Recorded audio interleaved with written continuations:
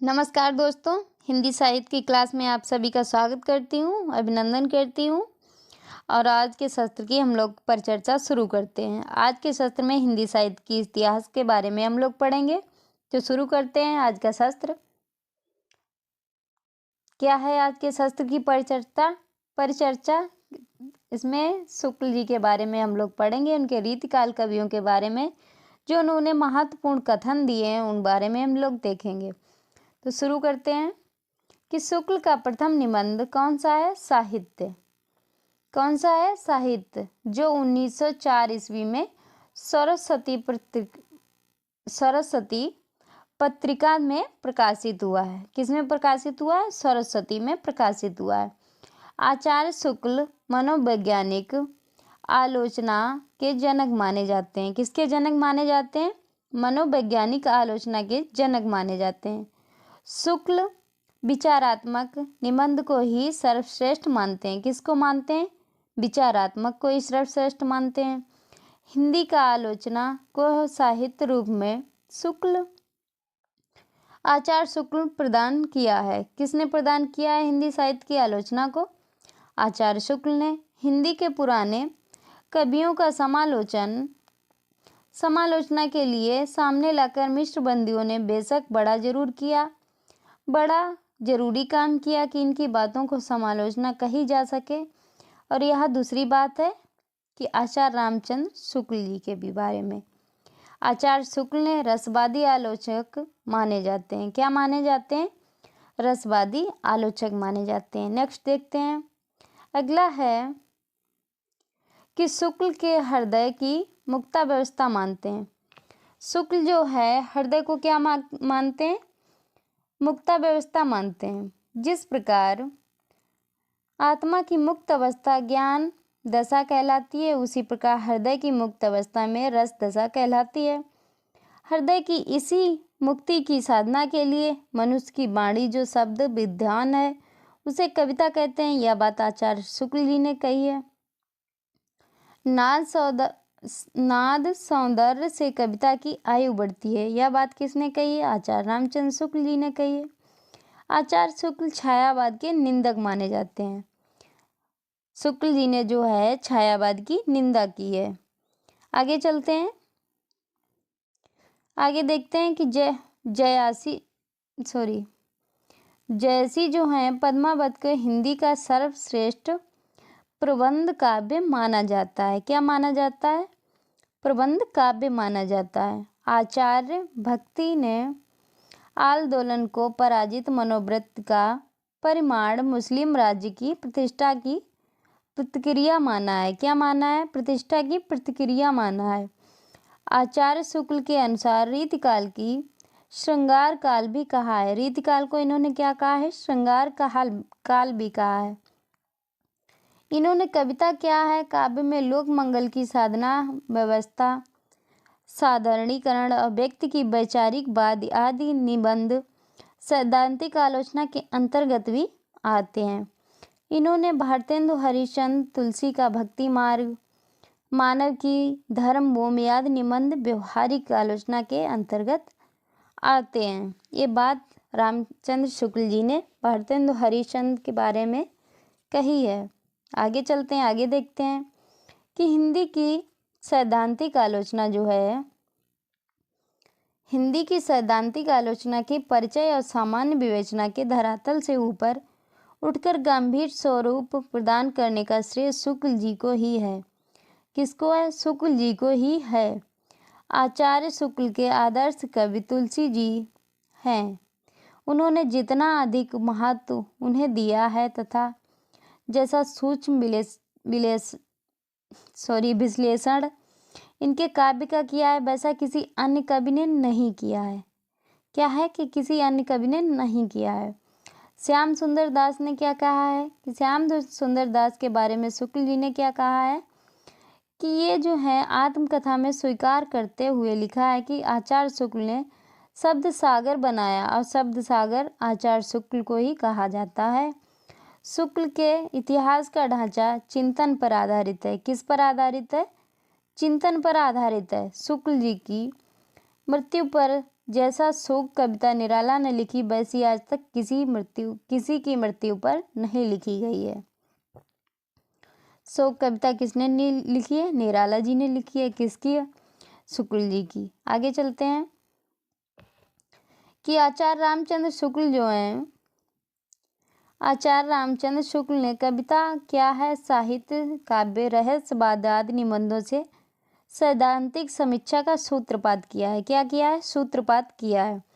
शुक्ल ने पहली बार रस विवेचना के मनोवैज्ञानिक आधार दिया है, जिससे रस मीमांसा में रस के शास्त्रीय विवेचन को मौलिक व्याख्या प्रस्तुत की है। क्या की है? मौलिक व्याख्या प्रस्तुत की है। इन्होंने कहा है कि लोक हृदय में हृदय के लीन होने की दशा का नाम ही रस दशा है। ये बात किसने कही है? रामचंद्र शुक्ल जी ने कही है।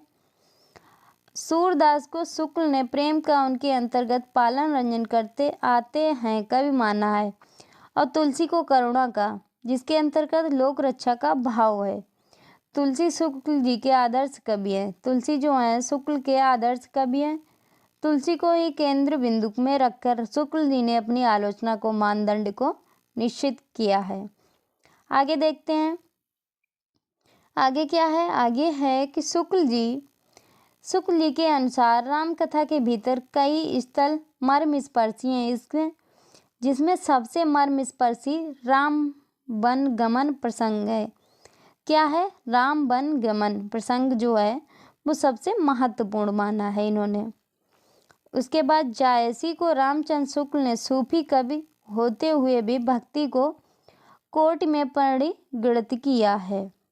जायसी और सूफी जो कवियों की जिस विशेषता ने शुक्ल की सबसे अधिक प्रभावित किया है वह प्राकृतिक वर्णन है।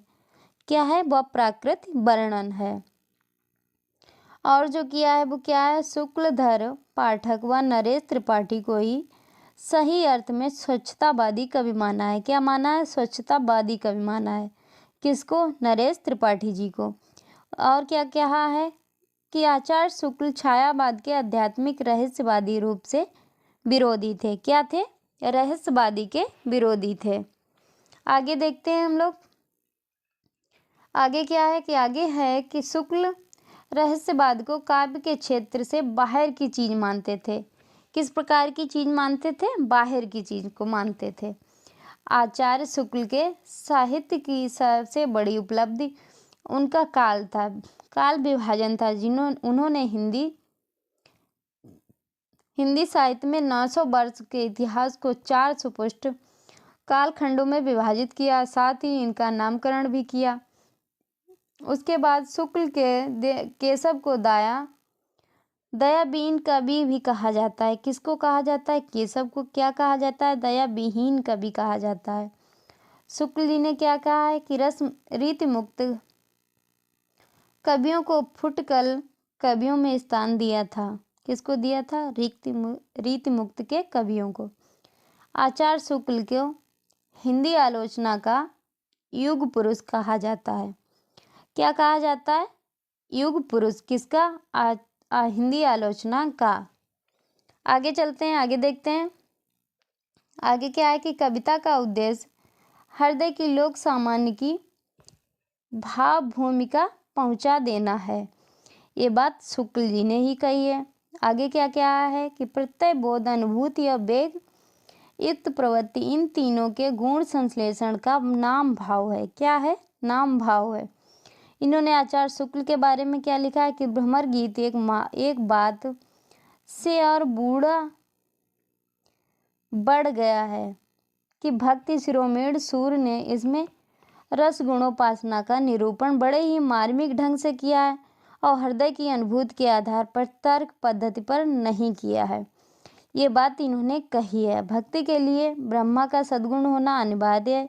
यह बात शुक्ल जी ने कही है। शुक्ल ने घनानंद को ब्रजभाषा का मर्मज्ञ कवि कहा है। क्या कहा है? घनानंद को ब्रजभाषा का मर्मज्ञ कवि कहा है। आगे देखते हैं हम लोग, आगे क्या है कि तुलसी उत्तरी भारत की समग्र जनता के हृदय में मंदिर में पूर्ण प्रेम प्रतिष्ठा के साथ विराज रहे थे। किसके साथ? पूर्ण प्रतिष्ठा के साथ विराज रहे थे। आचार्य शुक्ल जी ने ये बात कही है किसके लिए? तुलसीदास के लिए। और इन्होंने क्या कहा है कि यह एक कवि हिंदी की पौर्ण साहित्यिक भाषा सिद्ध करने के लिए काफ़ी थे। क्या थे? कि हिंदी की जो भाषा थी उसको सिद्ध करने के लिए तुलसीदास ही काफ़ी थे। ये बात रामचंद्र शुक्ल जी ने कही है किसके बारे में? तुलसीदास जी के बारे में। इन्होंने और क्या कहा है कि हिंदी कविता की पूर्णता युग का आरंभ आचार्य शुक्ल तुलसी को ही मानते हैं। किसको मानते हैं? तुलसी को ही मानते हैं। आचार्य शुक्ल तुलसी को स्मार्त वैष्णव भी मानते हैं। क्या मानते हैं? स्मार्त वैष्णव भी मानते हैं। इन्होंने शुक्ल को पद्माकर कथा को पूर्वबद्ध, कल्पित और ऐतिहासिक भी मानते हैं। आगे देखते हैं आगे क्या है कि इनमें कोई संदेह नहीं कि कवि ने ठीक मौके पर जनता के उस बड़े भाग को संभाला जो नाथपंथियों के प्रभाव से ही प्रेम भाव व भक्ति रस की शून्य प्रेम भाव और भक्ति रस से शून्य शुष्क पड़ा जा रहा था। ये बात किसने कही है? आचार्य शुक्ल जी ने कही है। किसके लिए कही है? कबीर जी के लिए कही है। और इन्होंने कहा है कि आचार्य शुक्ल के अनुसार सिद्धों को उद्धृत रचनाओं की भाषा थी जो मिश्रित अपभ्रंश पुरानी हिंदी की काव्य भाषा थी। किस प्रकार थी? मिश्रित अपभ्रंश थी और पुरानी हिंदी की काव्य भाषा ही है। और इन्होंने कहा कि हिंदी जो समीक्षा और आचार्य शुक्ल के लेखक नामवर सिंह थे। कौन थे? नामवर सिंह थे। शुक्ल जी भारतीय पुनरुत्थान के युग की उन परिस्थितियों के उपज थे जिन्होंने राजनीति महात्मा गांधी, कविता में रविन्द्रनाथ ठाकुर, जयशंकर प्रसाद आदि को क्या माना है? उत्पन्न किया है। किसने? नामवर सिंह जी ने। ये बात किसने?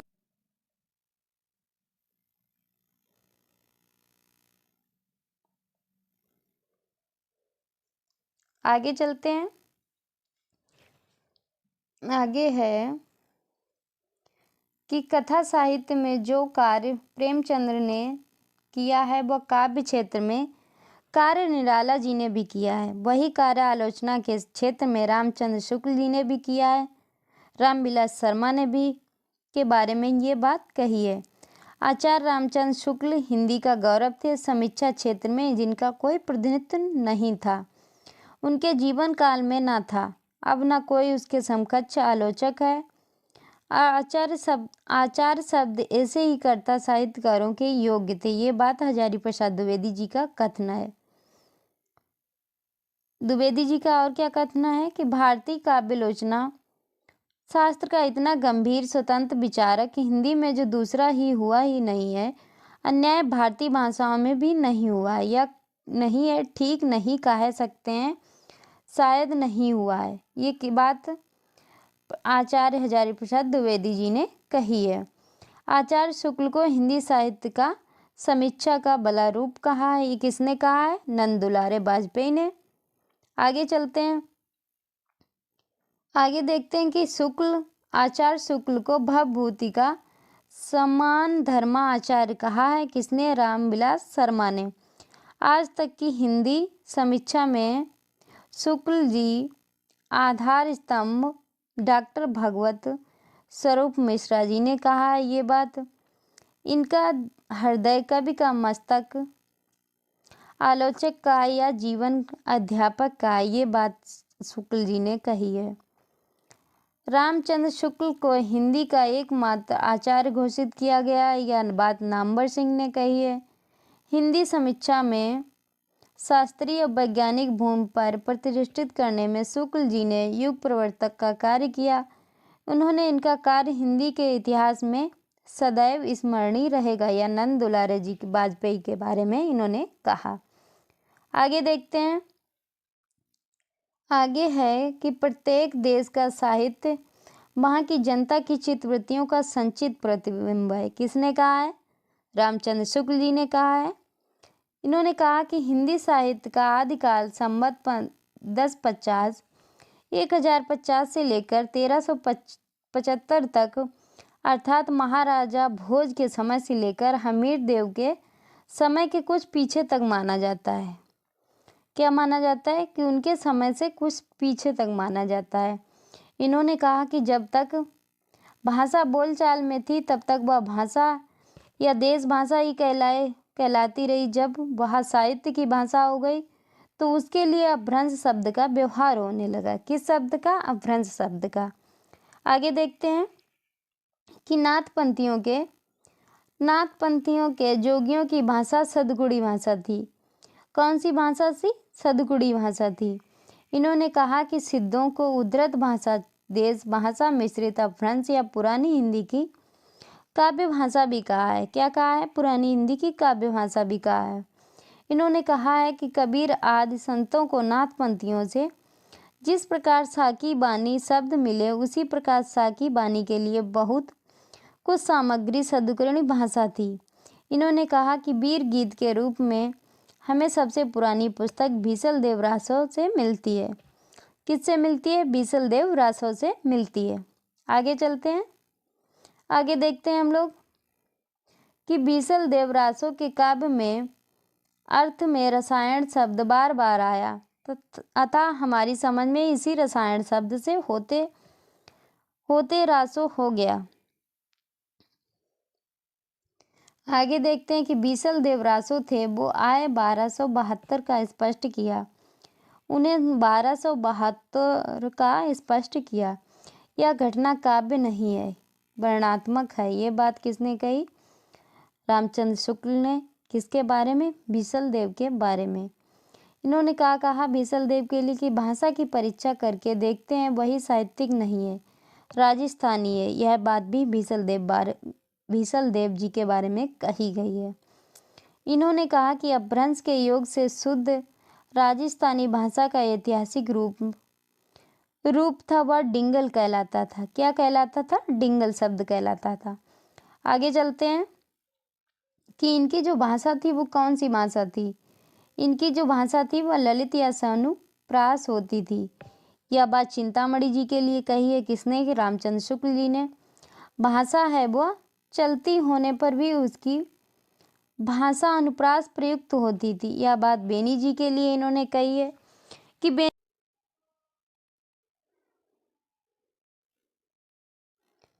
आगे देखते हैं इन्होंने क्या कहा है कि हमें अपनी दृष्टि से दूसरे देशों के साहित्य को देखना होगा, दूसरे देशों की दृष्टि से अपने साहित्य को नहीं देखना होगा। इन्होंने कहा है कि प्रेम दूसरों की आंखों से नहीं अपनी आंखों से देखता है। भक्ति धर्म की रचनात्मक अनुभूति है, साहसपूर्ण आनंद की उमंग का एक नाम उत्साह है। यदि प्रेम स्वप्र तो श्रद्धा जागरण है। परिचय प्रेम का प्रवर्तक है, और क्रोध का आचार का मुरब्बा है। ये बात आचार्य रामचंद्र के बारे में आचार्य शुक्ल ने कहा कि ये हिंदी के प्रथम महाकवि माने जाते हैं। इनका पृथ्वीराज रासो हिंदी का प्रथम महाकाव्य है। इन्होंने कहा कि पृथ्वीराज रासो के बारे में आचार्य शुक्ल ने कहा कि भाषा की कसौटी पर यदि ग्रंथ को कसते हैं तो निराश होना पड़ता है, क्योंकि यह बिल्कुल ठिकाने है, इसमें व्याकरण आदि का कोई व्यवस्था नहीं है। आगे देखते हैं हम लोग कि विद्यापति के पद अधिकतर श्रृंगार के ही हैं। इसमें नायिका और नायक राधा कृष्ण हैं। क्या है? विद्यापति के जो श्रृंगार के हैं वो उसमें नायिका नायक हैं, वो राधा और कृष्ण हैं। आध्यात्मिक रंग के चश्मे आजकल बहुत सस्ते हो गए हैं। उन्हें चढ़कर जैसे कुछ लोगों ने गीत गोविंद के पदों को आध्यात्मिक संकेत बनाया है, वैसे ही विद्यापति के इन पदों को भी बनाया है। विद्यापति के कृष्ण भक्तों की परंपरा में ना समझना चाहिए। मोटे हिसाब से वीर गाथा काल महाराज हमीर की समय तक ही समझना चाहिए। आगे देखते हैं कि कबीर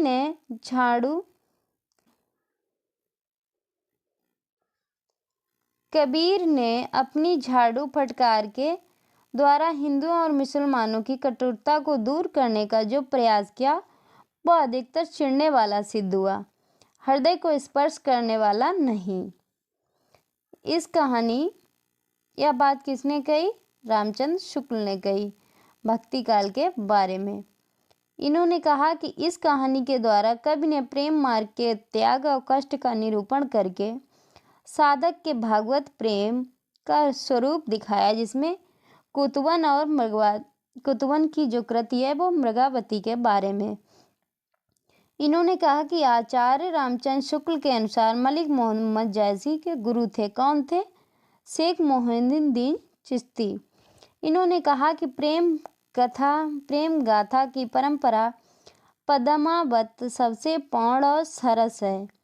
क्या है कि जो प्रेम की वर्णन किया गया है पद्मावत में सबसे पूर्ण और सरस है, ये बात रामचंद्र शुक्ल जी ने कही है।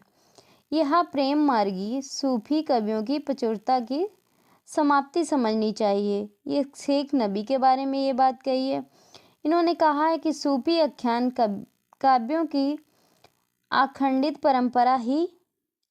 परंपरा की यही समाप्ति मानी जा सकती है, बात इन्होंने कही है। और यह है आज का शास्त्र। आज के शास्त्र की परिचर्चा को यहीं पर समाप्त करते हैं। मिलते हैं अगले सत्र में, तब तक के लिए जय हिंद।